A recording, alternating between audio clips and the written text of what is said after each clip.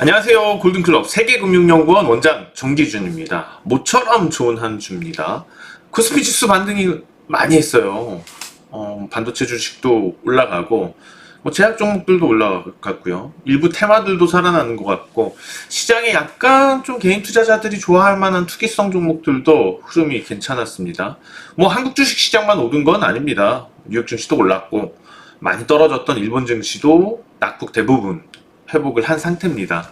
그래서 지금부터가 진짜 중요하다고 보여지는데 지수 보면서 설명을 드리겠습니다.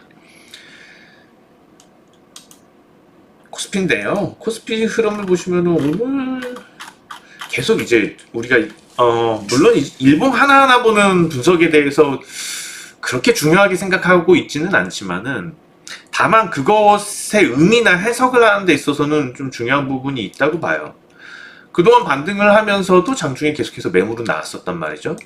근데 그런 매물들이 나올 때 시장은 저가 매수세로 대응이 됐었고, 그러니까 오늘 시장, 지금 녹화 금요일입니다. 금요일 시장에서도 사실은 장중에 흔들렸었거든요. 개장 초에 보시면은 이게 이제 떠서 출발했을 때 뉴욕 증시며 해외 주식 시장이 좋아서 떠서 출발했을 때 항상 좀 이런 매물들이 나왔어요. 경계 매물들이 나오고, 그리고 그 이후에 조금씩 회복하고 그런 흐름들이 반복이 됐습니다.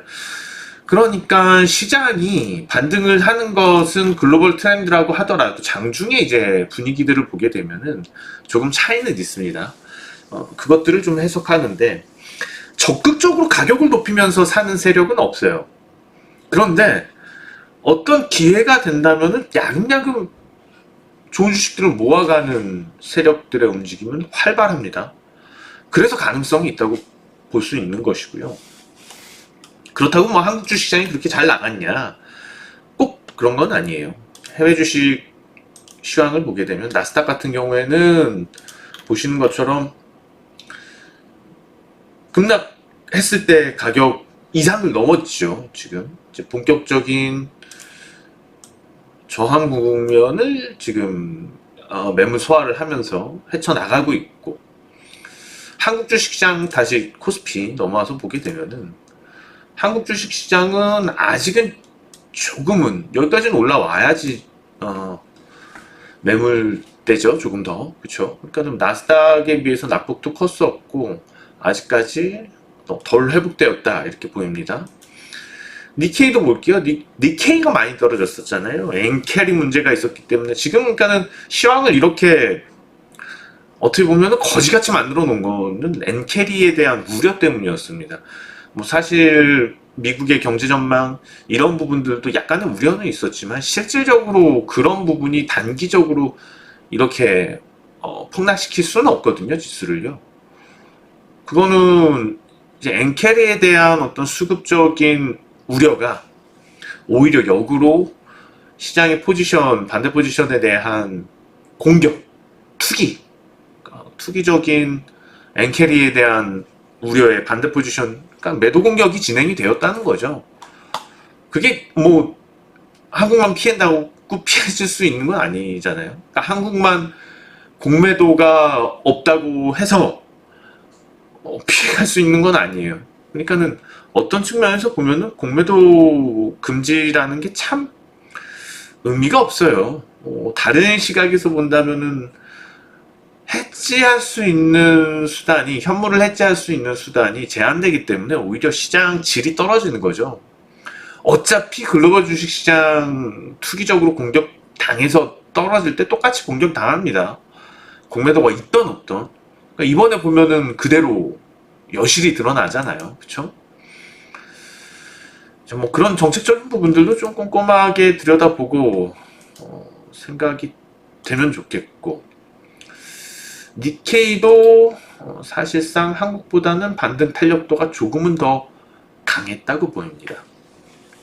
그렇기 때문에 코스피 흐름이 너무 좋았지만은 상대적으로 봤을 때는 조금 모자랐다. 저는 그렇게 보입니다. 삼성전자가 조금 더 해줬으면 좋았을 텐데, 물론 이제 하이닉스가 역할을 건실히 좀 해줬죠. 하이닉스 주가를 보시면은 하이닉스는 이때 급락했을 때 가격, 이전 가격을 이미 회복을 한 상태입니다. 오늘 많이 올랐어요. 6.9%나 올랐습니다. 그러니까 하이닉스가 7% 가깝게 올랐다는 것도 하나의 희망입니다. 이렇게 가격을 보여줬다는 것도 반도체가 죽지 않았다라는 것을 여실히 좀 보여주지 않았나, 자신감을 이끌어주기 충분하지 않았나, 그런 생각이 들어서 이런 점에서 좀 긍정적이고요. 자, 뭐 어찌되었거나 뭐 전체적으로 한국 입장에서는 리스크, 한국 입장에서 바라보는 국내외적인 금융 리스크는 상당히 많이 낮아졌습니다. 원달러 환율인데요. 그러니까 한국 입장에서 보여지는 국내외 금융 리스크의 크기를 원달러 환율로 우리가 체크를 할 수 있거든요. 그럼 그거를 원달러 환율로 체크를 했을 때 원달러 환율이 이렇게 내려오고 있다는 것은 사실상 리스크가 낮아진다고 봐도 충분해요. 그럼 지금은 금융 리스크가 많이 낮아진 한국 입장에서 보는 국내외적인 금융 리스크는 많이 낮아진 상태입니다. 플러스, 그리고 지난주에 이제 얘기는 드렸지만은 지나치게 이제 경제 지표에 대해서 예민하게 반영을 했다, 그런 얘기들을 했었어요. 뭐 사실상 미국의 경제 지표 한두 가지를 가지고서 전체적으로 이게 하드랜딩 할 것인지에 대해서 얘기 꺼내는 것 자체가 넌센스거든요. 뭐 최근에 이번에도 뭐 육준 씨가 강세를 보였던 이유로 판단을 해본다면 소비 지표가 괜찮았고, 그리고 또 소비 지표가 괜찮은 반면에 물가 지표는 안정적이란 말이죠. 지금 경제 상황이 꽤 괜찮은 거예요. 그런 식으로 따지고 보면은요. 그러면 괜히 시장은 좀 많이 겁을 먹고선 이렇게 움직이는 경향이 있었다, 지나치게. 그래서 그 부분만큼은 당연히 회복이 되어야지만 않는 거였고요. 그리고 이번에 좀 일본이 금리 인상을 금융시장이 위협이 되면 안 하겠다 얘기를 했는데 어차피 해야지 돼요. 일본 금리 인상을 할 것이고, 그러면은 이걸 미리 알리고 하기보다는 그냥 단행을 해버리고 금리 인상을 얘기를 안 하는 게 나을 것 같아요. 미리 얘기를 안 하는 게 나을 것 같아요. 미리 얘기를 해봤자 이런 흐름들이 나오니까 그냥 공격적으로 그냥 뜬금없이 갑자기 금리 인상을 하는 것도 좋을 것 같습니다. 그게 나을 것 같아요, 시장에는요. 만약에 한다면. 그러면은 뭐 엔캐리가 그거 수준만큼은 발생을 할 수 있지만, 근데 또 미국이 금리를 낮출 거란 말이죠. 그거 뭐 어느 정도 상쇄하는 거 따져본다면은 실질적으로 금리 인상이 일본을 할 것이다라는 우려가 엔캐리 매도 공격을 만들어내는 것이지, 실제로 단행되었을 때 그렇게까지 이동할 만한, 빠져나갈 만한 건 또 아니라고 보여요. 미국 금리도 인하할 것이기 때문에 그런 부분들 생각한다면은 뭐 크게 우려할 부분은 또 아닌 것 같고요. 결과적으로는 이제는 나스닥하고 니케이하고 한국 주식시장만 보자고요. 그러면은 그렇게 좀 크게 우려가 됐던, 공격당했던 부분들은 다 회복이 됐단 말이죠. 대부분. 한국이 조금 더 늦긴 하지만, 그쵸? 다 회복이 된 거예요. 이 정도면은 뭐 공격당했던 부분들은 해소가 되었고, 이제부터는 각자 증시들이 좀 헤쳐나갈 길이라고 보여요. 그러면은 한국 주식시장도 이제부터는 도전해야지 됩니다. 새로운 도전이 그래서 시작이 될 거고, 그러면은 그 새로운 도전에서 한국 주식시장이 뭔가 어떤 메리트를 가지고선 다른 증시보다 더 나을 것이 있겠느냐, 이것의 중요한 부분은 다양성인 것 같아요. 제가 볼 때는 한정적인 부분이 한국 주식시장에서 삼성전자 시가총액이 너무 높고, 코스닥 같은 경우에는 2차전지 시가총액 비중이 너무 높았다가 지금은 다행히도 바이오, 제약바이오 종목들 시가총액이 많이 올라와 주었어요. 다행스러운 거죠. 계속 2차 전지에만 얽매이지는 않게 되었으니까는 절대적으로 에코프로비엠 시가총액이 높았었거든요. 근데 지금 알테오젠도 시가총액 비중이 코스닥에서 4.23%, 에코프로비엠이 4.71%입니다. 그 뒤로 이제 HLB도 3.15% 그렇게 되어 있어서 지금은 제가 볼 때는 코스닥 시장도 이제 슬슬 준비할 거라고 판단되고, 무엇보다도 반도체 종목들 시가총액이 빨리 올라가 줬으면 좋겠어요. 반도체 관련주들 코스닥 시장에서. HPSP 시가총액이 많이 떨어졌죠. HPSP도 덩달아서 좀 한미반도체하고 덩달아서 상당히 많이 올랐었고, 지금은 63,900원을 찍은 이후에 반토막이 더 나 있는 상태입니다. 3만원 주가가 29,400원, 3만원에 미치지 못하고 있는 그런 상태이고요. 근데 HPSP하고는 너무 많이 올랐었어요. 한미반도체하고는 그런 측면들이 있고요.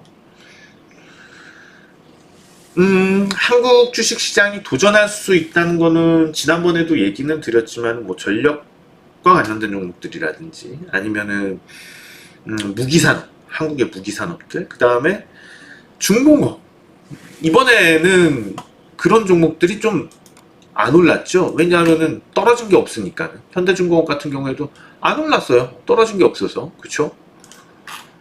그러니까 지금은 낙폭과대 종목들이 올라가는 타이밍인 거고, 정상적인 궤도에 들었을 때 누가 더 오를 것이냐, 그런 부분에 있어서는 저런 뭐 하나에어로스페이스 실적 잘 나오고 아직까지는 성장성 대비해서 저평가되어 있고 그런 종목들이지 않겠냐 생각이 들고 있고요. 최근 들어서 크래프톤 같은 종목들도 실적이 좋다 보니까는 좀 놀라운 흐름들이 나오고 있어요. 시장 대비해서요.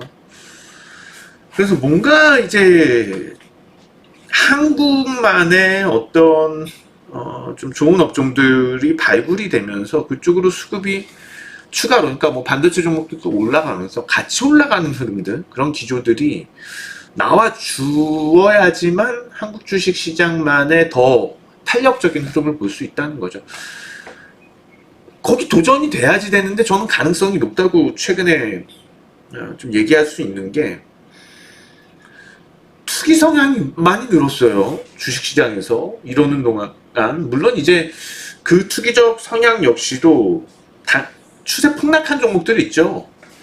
그러니까 이번에 그러니까는 코로나가 좀 두터워지면서 코로나 관련된 종목들이 일제히 막 상한가 치고 그러고 있어요. 뭐 파미셀 이런 종목들 대표적인데, 이렇게 보면은 주가가요 26,000원짜리가 4,300원까지 떨어졌었고, 오늘 뭐 상한가 친 종목들 쭉 보게 되면은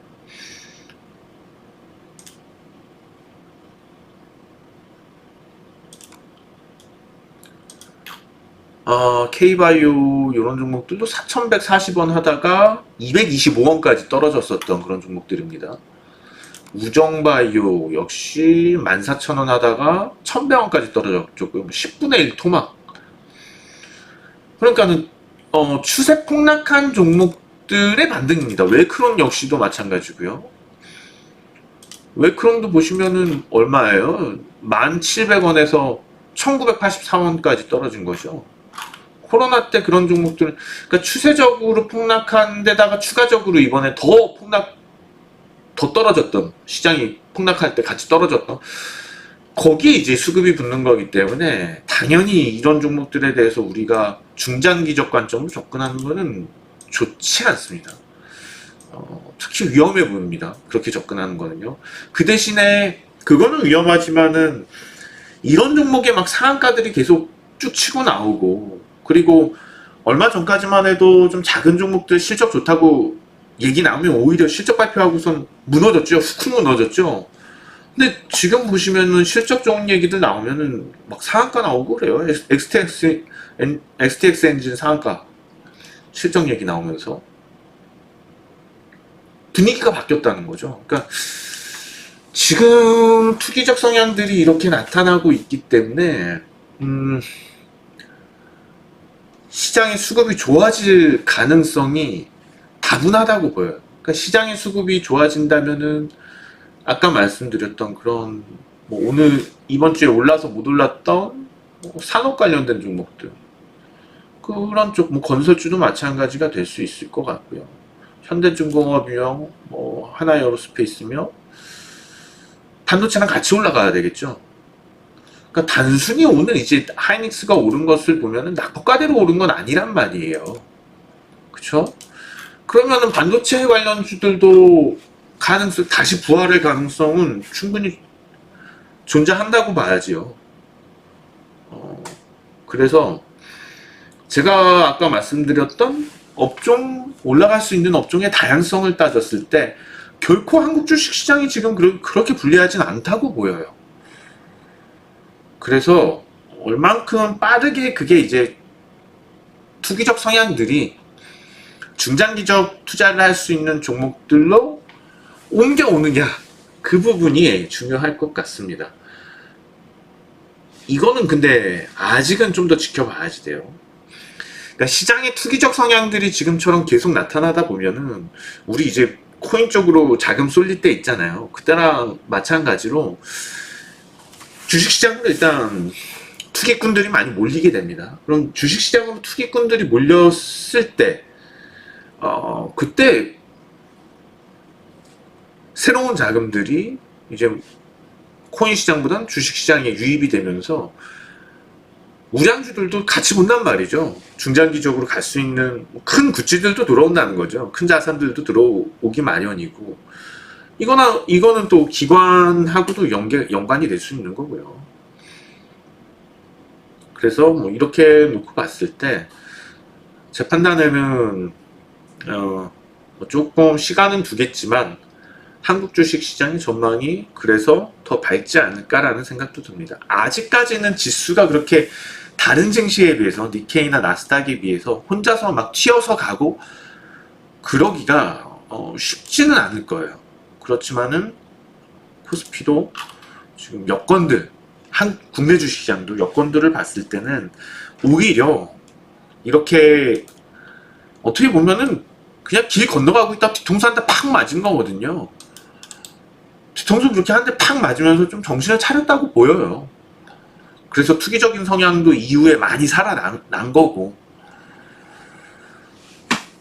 이제부터는 도전이죠, 계속. 그래서 이런 도전들이 있을 때 과연 우리가 어떤 종목들을 중심으로 해서 좀 접근을 해볼까 생각을 해봤어요. 그래서 먼저 반도체 종목들, 반도체 소부장 쪽의 종목들 중에서도 이게 왜 우리가 이쪽은 성장성을 반영을 안 해주지? 라는 생각이 들더라고요. 그쪽도 성장성, AI 성장성 관련돼서 좀 반영을 해줄 필요도 있는데, 미국에 상장되어져 있는 반도체 관련주들은 50배가 넘는 PER들을 그렇게 반영을 하면서 그래서 빠르게 턴어라운드 하고 있는 TCK 실적이 빠르게 좋아지고 있죠. TCK는 흑연 가지고서 이제 인곳, 웨이퍼 인곳 부품, 그라파이트 부품 생산하고 그런 업체인데 실적이 뭐 괜찮아요. 지금 나오는 것도 보면은요. 그래서 뭐 내년까지 예상 실적들이 나오고 있는데 지금 올해 들어서면서 사실 1분기 실적이 막 그닥 좋지는 않았단 말이죠. 그렇게 막 확 올라가진 않았었단 말이에요. 근데 이제 지금부터 실적들이 빠르게 늘어나게 되니까 실질적으로 내년 실적 기준으로 해서는 PER도 높진 않단 말이에요. 그러니까 최근에 이렇게 실적이 빠르게 늘어나는 것들을, 동향들을 보게 되면은 사실상 왜 이렇게 좀 한국 주식시장에서만 야박한 밸류에이션이 적용이 될까라는 생각이 들어요. 그래서 다시 이제 시장이 도약을 하고 반도체 종목들에도 훈풍이 분다면 이런 류의 종목들에 대해서도 좀 PER을 높게 가져갈 수 있지 않을까라는 생각이 들어요. 그렇기 때문에 코스닥 종목 중에서도 시가총액을 높일 만한 종목으로 봐야 될 것 같아요. 바이오 종목들은 그렇게 높은 PER이 적용이 되는데 좀 안타깝기도 하지만 희망적이다 라고 생각이 듭니다. 그래서 이번에 뭐 조정 보일 것들 다 악성 매물들은 소화됐다고 보이고요. TCK도 한번 이런 류의 종목들도 소부장, 반도체 소부장 또 큰 흐름들이 나오지 않을까라는 생각이 듭니다. 뭐 전제는 국내 주식시장이 좀 새로운 도전에 성공을 하면서 다양한 업종들에 대해서 수급이 이제 막 들어올 때 그러면은 당장 테마주들만 움직이는 건 아닐 것이고 반도체 소부장에 대한 것도 뭐 테마로 보고 흐름이 전개될 수도 있어요. 그런 것까지 생각은 해봐야지 될 것 같습니다. 그래서 좀 멀리 보는 차원에서 TCK를 추천주, 첫 번째 추천주로 소개해 드렸고요. 그 다음 한국콜마.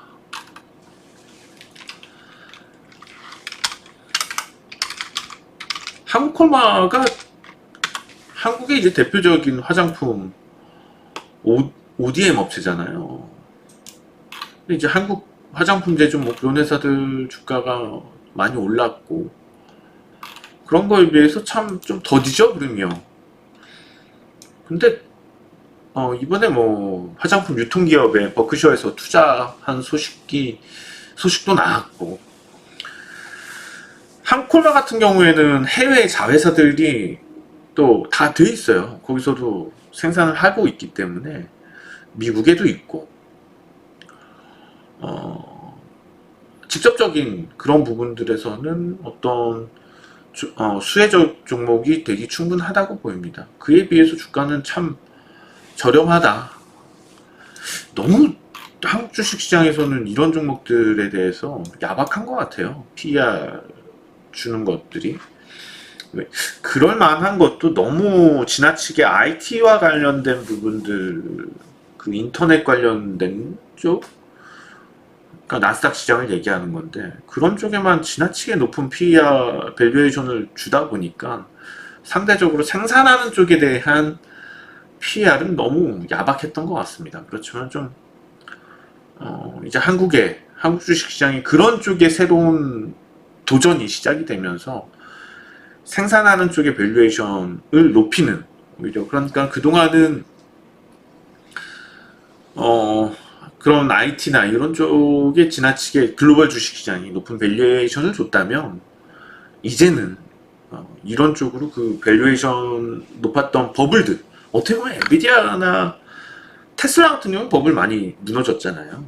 뉴욕 증시에서도 버블이 많이 껴있는 종목들은 충분히 지금 버블이 흔들리고 무너질만 하단 말이죠.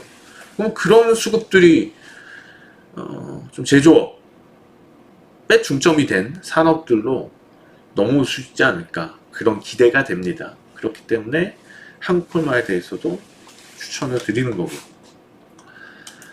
뭐 아직까지는 뭐 국내 주식시장, 한국 주식시장이 뭐 칭찬받을 만큼 좋았다라고 얘기하기는 어려워요. 왜냐하면은 일본 주식시장이나 뉴욕 증시에 비해서 그렇게 잘 오르는 것도 아니었고요. 이런 점들 좀 감안해서 생각을 해봤을 때 아직은 좀 그렇게 많이 기대할 거는 사실은 지나친 기대라고도 할 수 있을 것 같아요. 그렇지만은 또 반대로 실망할 부분도 없어요. 실망할 부분이라면은 아예 안 올랐었어야죠. 한국 주식시장이. 그쵸? 근데 충분히 따라서 올라주었단 말이에요. 그래서 우리가 한국 주식시장에 대해서 실망하기보다도 향후 한국 주식시장이 유리한 부분들을 좀 생각해 주셨으면 좋겠어요.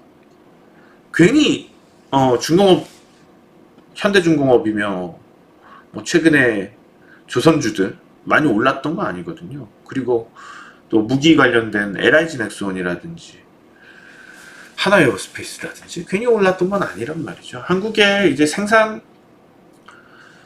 과 관련된 종목들, 제조업 요런 쪽에서도 충분히 어떤 성장을 보이면서 주가 밸류에이션을 높게 가져갈 수 있는 종목들도 많다. 이건 반도체 쪽도 예외는 아니라고 보입니다. 그렇기 때문에 그런 부분들에 대해서 희망을 갖고 좀 접근할 필요가 있는 시기지 않을까 생각이 듭니다. 자, 오늘 방송은 여기까지였고요.